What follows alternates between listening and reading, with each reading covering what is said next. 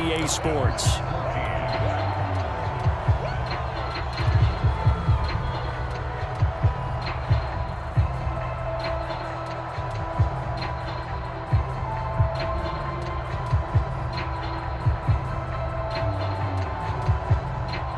Ball up to the 35 now as they come up on 1st and 10.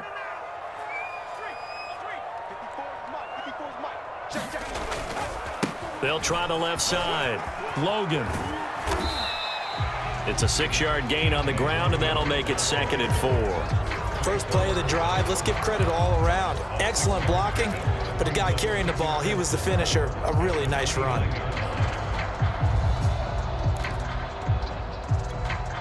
Working with a 2nd and 4. Off the play fake, he'll look to throw. And this is caught. Touchdown. Kyle Pitts, his 6th touchdown of the season. And the Falcons have made it a one-score game again here in the 4th. Coup for the extra point. And the lead is down to 2.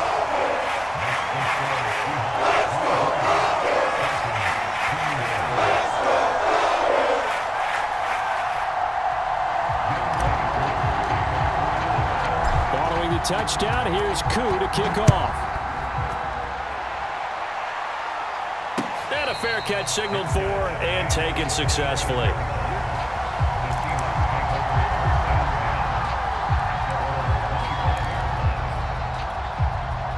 Coming to the line here to begin their next drive, the Seahawks offense. I'm curious to see, Charles, about the play calling on this drive. Last time out, the interception that led to a touchdown. Here we are. I mean, very close, one-score game. Yeah, and if I'm a defender, I'm actually chirping to you on the other side of the ball, saying, hey, we picked off the last one. What you going to do about it now? So when you do throw the football, high percentage, but throw it with confidence. If there's any hesitancy at all, it could end up in enemy's hands again. And they get him down, but not before he takes it across the 40-yard line. That play going for 16 yards to start the drive. 1st down. They go play action now. Wilson. They'll roll him out right.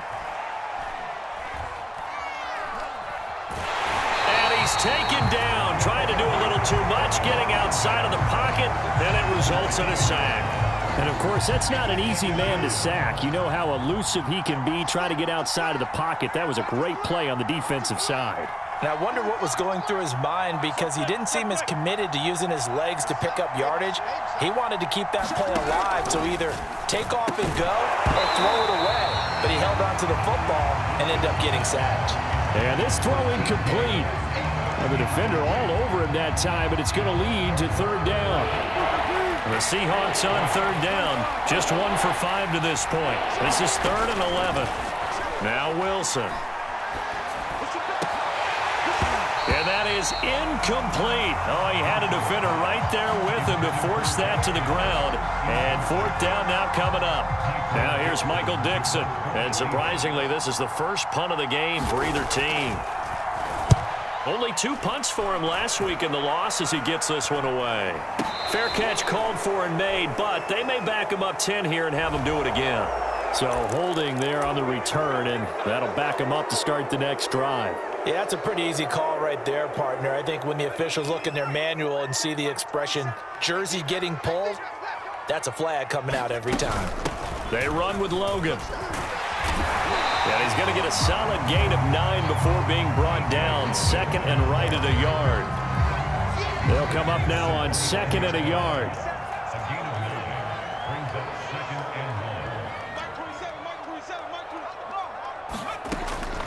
He'll drop to throw. And he will find Ridley on the left side. And he'll be out of bounds right at the 40. That'll put him over 150 yards receiving now. Quite a ball game and a 1st down.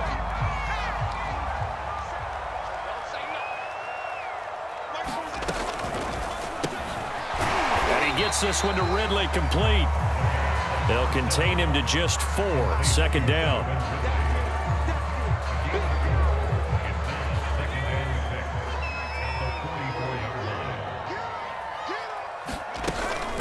They'll run it here with Logan. And he'll be taken down just shy of midfield. After a gain of 5, they'll wind up being about a length of the football short here on 3rd down.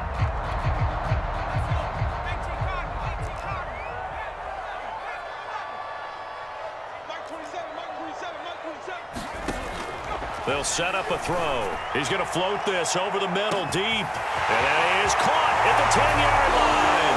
Touchdown, Falcons. Kyle Pitts, his 2nd touchdown of the afternoon. And the Falcons have retaken the lead. Koo able to connect on the extra point. And the lead is up to 5. Following the touchdown, here's Koo to kick off.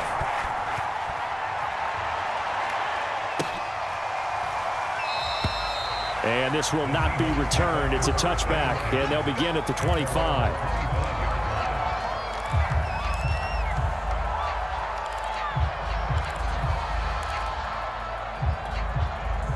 Coming to the line here to begin their next drive, the Seahawks offense. And they will be looking to answer the touchdown their defense just surrendered. Still a good chunk of time remaining here in the 4th quarter and a chance to regain the lead in a tight one. One play has them up past the 40 already and another 1st and 10. Now it's Carson. And the result here, a pickup of 8. Leaves them with 2 to go on 2nd down. 8 yards the tally on that 1st down run. Here's 2nd and 2.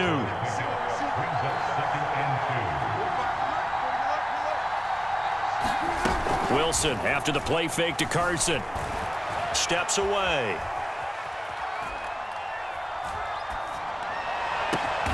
He hits his target, Lockett. And he'll go down, but not before getting this inside the 30. So they will accept the penalty and move forward.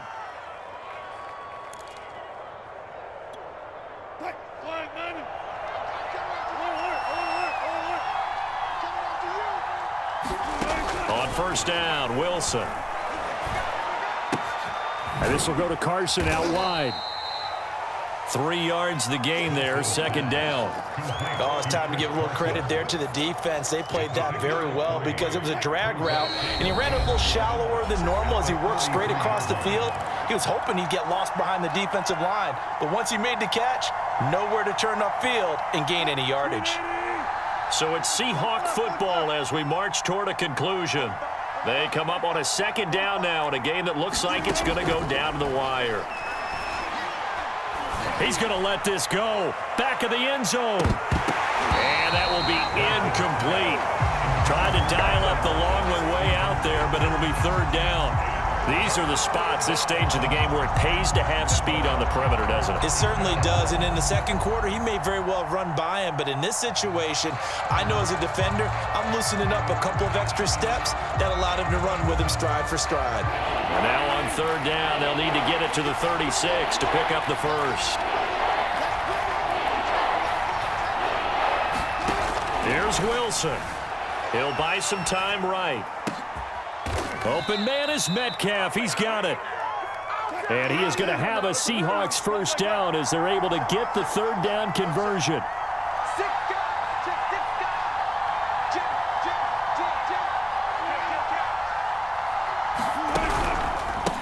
Now a handoff here to his running back. And he'll take this ahead for about 4. 2nd down coming up. Following the pickup of 4, here's 2nd and 6.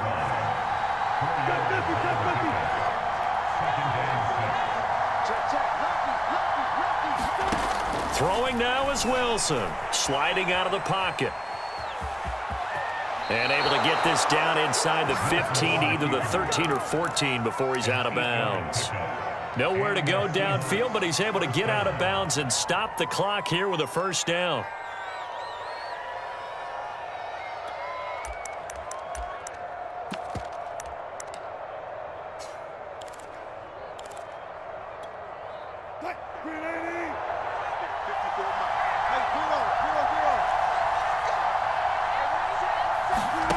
Now Wilson. And this is caught. Touchdown. And they've taken the lead here in the final minute. Wow, I know it's a never say never situation, but to me, that looks like that's the one that's going to finish them off. The score that puts them in front here late, but now you got to rally your kick team, don't you, and say the last thing we need is a big return. And what happens is guys get overeager. Now look at this. They get the turnover they needed. It's intercepted. Picked up by Richie Grant. And a big turnover there as his guys will get the football back. The kickoff team on the field now as they will send this one away. From the 10. Oh, a good return up past the 30. And a pretty slick return there. Almost got it to the 45. Officially, they'll call him down at the 44. And when you're facing a deficit on the scoreboard, you're just looking for something to get you right back into the game, and that's the spark that they were looking for. They got it with that big return. About set to begin their next drive, the Falcons offense at the line. They only need a field goal. Obviously, the clock a huge factor. They'll be watching that. What do they need to do here, Charles? Your sequence of plays has to get you out of bounds. Completions, get out of bounds, gain some yardage. Then when the clock hits 7 seconds or left, now you get a decision. Are you in field goal range, or is it Hail Mary time? Because from 7 seconds down, you don't want to take a shot that you're going to have another play. We'll see how they handle it. The way he's throwing the football today, almost a surprise when he doesn't complete a pass like happened there, but he needs a few more to get his guys downfield. Well, the way he's thrown it leads him to believe that he's going to get those completions, and that means the guys going out for passes, they'll run even harder because they expect it as well. That's going to be caught by Pitts. Now the Seahawks going to use the first of their timeouts. It's just their first. They've got 2 more to use here in the final stages. And they'll run on the inside handoff.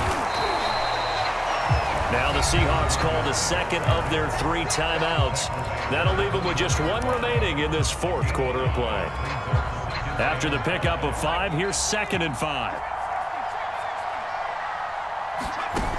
He'll look to throw. And that is incomplete. Now we're in the situation where the quarterback's got to take full charge of his huddle. Got to totally command it, make sure all eyes are on him. All focus is locked in. Going to call multiple plays and go over different situations and scenarios to make sure everyone is on the same page. They'll look to throw. Oh, he's got his tight end pitch complete. Now the Seahawks forced to use their 3rd and final timeout. That'll be their 3rd and final stoppage here as we step aside. They'll try and run for it on 1st and goal. And he's across for the touchdown, and it's likely the game winner here in the closing stages. So for those of little faith, guess what? It got done. They now have the lead with that touchdown this late in the contest. I wonder if that was a play they were holding or a play that they just knew would work from past experience. I just saw it in their eyes on the sideline before starting that last drive, and they did. You're right. They got it done. Looks like they're going to be the winners. Following the touchdown, here's Koo to kick off.